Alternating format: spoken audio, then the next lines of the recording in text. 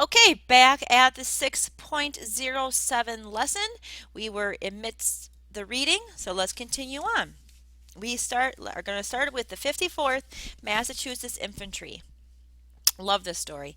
Early in the Civil War, thousands of black men wanted to fight for the Union cause, but the Union Army would not accept blacks. Frederick Douglass expressed his disbelief that the Union leaders would refuse to receive the very class of men which has a deeper interest in the defeat and humiliation of the rebels than all the others.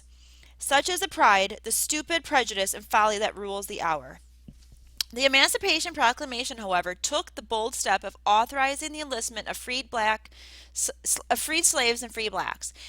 African Americans eagerly volunteered to serve the Union cause. Frederick Douglass himself helped organize the first black regiment in the United States Army, the 54th Massachusetts Infantry. The regiment was commanded by white abolitionist Colonel Robert Gould Shaw, which included in its ranks two of Douglass's sons. At first, because many in the Army doubted the fighting ability of blacks, the 54th was restricted to garrison duty. But Shaw insisted on leading his men into combat. In July 1863, the 54th launched a heroic assault on Fort Wagner, a nearly impenetrable stronghold on the coast of South Carolina. There's just a artist rendition of that. Through heavy fire, the regiment managed to make it to the fort's entrance, where Sergeant William Kearny, a former slave, planted the American flag, an action for which he was later awarded the Medal of Honor. The fort finally proved too strong to be taken, and the 54th Regiment suffered heavy casualties. After the attack on Fort Wagner, however, there could no longer be any doubt about the courage of black soldiers. The following year, the 54th fought with equal skill at the Battle of Eulalistia in Florida. Over the course of the war, some 180,000 African Americans would serve the Union in uniform. The bravery compelled many whites to reconsider the long held ideas about race and citizenship. And there is an excellent movie about the 54th Massachusetts Regiment. It's called Glory.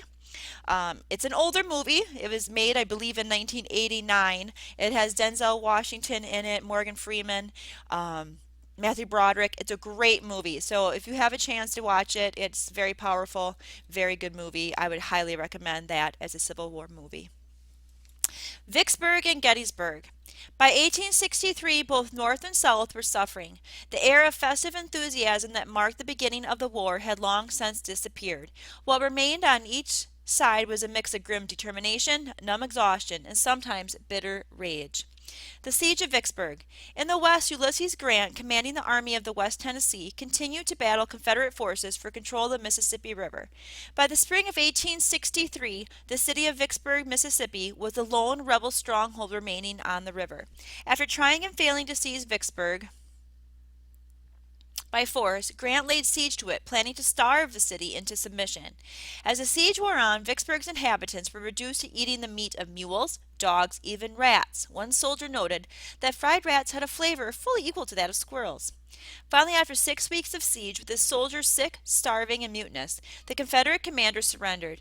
It was July 4th, 1863, Independence Day. The bitter citizens of Vicksburg refused to celebrate Independence Day again until the outbreak of World War II. That's holding a grudge. With the Mississippi River under Union control, Lincoln rejoiced. The Father of Waters again goes unvexed to the sea. The Battle of Gettysburg. While Vicksburg was under siege, an even more momentous battle took place in the east. With Confederate forces losing in the west, Robert E. Lee decided only bold action could save the Southern cause. In June 1863, he launched a second invasion of the North, intending to remove the pressure on Virginia and shatter Northern morale. This time, Lee planned to strike into southern Pennsylvania, attacking Harrisburg and Philadelphia. The Army of the Potomac, now commanded by General George Meade, marched north to meet Lee in the summer heat. The two armies met at the small Pennsylvania town of Gettysburg. The battle began on July 1st and raged for 3 days. On the first day, Confederate troops seized Gettysburg, forcing the Union forces onto hills outside the town: Cemetery Ridge, Big Round Top, and Little Round Top. On the second day, the rebels set out to seize the hills. After taking Big Round Top, Lee sent wave after wave of soldiers up Little Round Top, which was defeated by an outnumbered but tenacious regiment from Maine. As the regiment ran out of ammunition, its colonel led his men in a ferocious bayonet charge down the hill, which sent the Confederates running like a herd of wild cattle. When night fell on the second day, the Union line had held, but the confident Lee believed that he could win by launching a final, devastating assault. The next day, against the advice of his officers, Lee ordered an attack on the Union center on Cemetery Ridge. Estimates vary, but reliable accounts report that about 13,000 rebels advanced across open ground towards Meade's Union troops, who, sheltered by a stone wall, poured fire down on them. A Confederate soldier remembered the hopeless courage of his troops. Men were falling all around us, and cannon and muskets were raining death upon us. Still, on and up the slope toward that stone fence, our men steadily swept. Only a small group of rebels reached the wall, where most of them died in vicious hand-to-hand fighting. Of the Confederate troops who made what became known as Pickett's Charge, after General George Pickett, one of its leaders, more than half were either killed or wounded. The next day, one Union officer reported that he tried to ride over the field but could not, for the dead and wounded lay too thick to guide a horse through them. Just visualize that for a minute. It's powerful. The failure of Pickett's charge ensured a Union victory, but the losses at Gettysburg were staggering on both sides, with 23,000 Union and 28,000 Confederate soldiers killed or wounded. Lee retreated to Virginia, accepting full responsibility for the defeat and offering his resignation to Jefferson Davis, who refused to accept it. The Union victories at Gettysburg and Vicksburg were major turning points in the war. In the West, the Mississippi was closed to Confederate trade. In the East, Lee's army was vastly depleted. But the Confederate government was a long way from giving up the fight.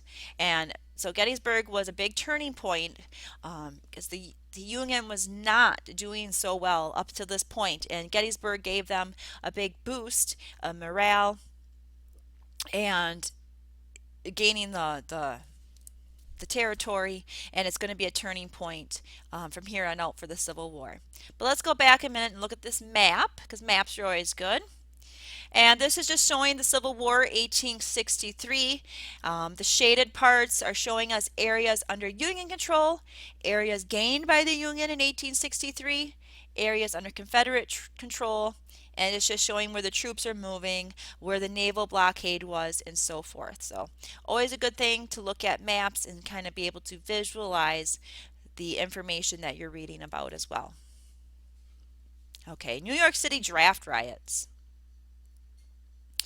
In the North, the war effort was breeding dissension. Shortly after Gettysburg, mobs in New York City rioted in protest against a newly instituted draft. The riots also took on an ugly racist dimension. What led to this uprising? Though it enjoyed economic advantages, the North also struggled to meet the burdens of the Civil War.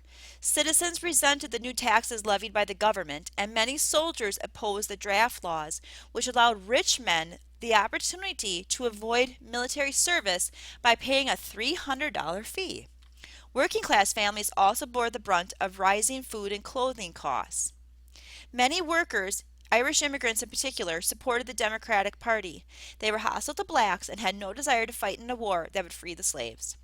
In July 1863, thousands of angry working men in New York, mostly Irish, staged a riot to protest these conditions. Aiming their fury at African Americans and wealthy whites, whom they viewed as responsible for the war, they attacked and murdered dozens of black men and women, even going so far as to burn down a black orphanage. It took the Union Army, including several divisions that had just finished fighting at Gettysburg, to quell the rioting. The New York City draft riots, as the uprising was called, provided a chilling reminder that not everyone in the North supported the war. The Gettysburg Address, and this is what your graded assignment is on, so listen with really big open ears. In November 1863, Lincoln traveled to Gettysburg to speak at the dedication of a military cemetery for those killed in the recent battle. He was not the keynote speaker of that day. The honor belonged to Edward Everett, a former Massachusetts senator. Everett's oration, typical for the time, was formal and long. He spoke for 2 hours. That's a long speech. President Lincoln had committed to deliver only a few brief remarks. In a speech of just 2 minutes, he began with these words: "Fourscore and 7 years ago, our fathers brought forth on this continent a new nation, conceived in liberty and dedicated to the proposition that all men are created equal." Score is an Old English term meaning 20. In effect, Lincoln dated the nation's founding to 1776, the year of the Declaration of Independence, not 1787, the year when the Constitution was written. This was an important though subtle point. For many years, abolitionists had publicly stated a preference for the Declaration of Independence over the Constitution. They preferred the Declaration because it declared that all men are created equal, while the Constitution contained the dreaded three-fifths compromise. Remember, three-fifths compromise was to count each slave as three-fifths of a person for population purposes, and gave official recognition to the international slave trade. If abolitionists preferred the Declaration of Independence, many conservative and moderate thinkers held up the Constitution as the most important document in American history. Turn the page. It embodied a spirit of compromise and moderation. Northern Democrats during the war often called for restoring the Union as it was. The Constitution, the Union as it was, the Constitution as it is. In other words, in their view, the limited goal of the war was to bring Southern states back into the Union without fundamentally altering the nation's laws or traditions. Lincoln had broken with the conservative position when he signed the Emancipation Proclamation. Now in his Gettysburg Address, as his brief remarks were called, Lincoln gave new meaning to the principle of the Declaration of Independence. He reminded his listeners the Founding Fathers had created a nation dedicated to the proposition that all men are created equal. Lincoln was implying that the meaning of all men had changed to include African Americans as well. He concluded by honoring the memory of the fallen Union soldiers and asking Americans to resolve that this nation, under God, shall have a new birth of freedom, and that government of the people, by the people, for the people, should not perish from the earth. Sorry, I'm getting choked up. That's so powerful. Whew. While the Civil War had started as a limited engagement to preserve the Union, it had evolved into a larger struggle to redefine and broaden American democracy, as it set forth in Lincoln's immortal words at Gettysburg. Oh my gosh, I can't believe I'm tearing up. Okay, here's the Gettysburg Address. We'll read through that here shortly when we get to the graded assignment, but let's go back and look at the progression of the Civil War activity. All right, here is where we find this online activity we're going to go through. And we're going to click on a flashing icon. So let's start up here with Gettysburg. Let's fill in the right blanks. Approximately 158,000 troops engaged in and 51,000 casualties resulted from this battle fought in July 1863. It resulted in a victory, a Union victory, after which who retreated to Virginia and offered his resignation to Jefferson Davis? That would be Robert E. Lee, the Confederate leader. Let's check. Yes, we are correct. Continuing. Antietam. More than 23,000 people died in what was a strategic, if not an actual victory for the Union in September 1862 under the leadership of General George McClellan. Let's hope we're right. Perfect. Continuing on. Second Battle of Bull Run. A second Bull Run met a second what victory there in August of 1862. This put Southern forces within 20 miles of what? So it was a Confederate victory and 20 miles of Washington, D.C. Perfect. Continuing on. Last flashing icon. This is going to be Vicksburg. The port city of Vicksburg meant further control over it's going to be the Mississippi River. This was both a brilliant and economic what victory that General Grant led from May to July of 1863. A military victory. Check. Yes. And that was the end. You can print it off if you wish. And the next thing we'll do is work on looking over the graded assignment for the Gettysburg Address.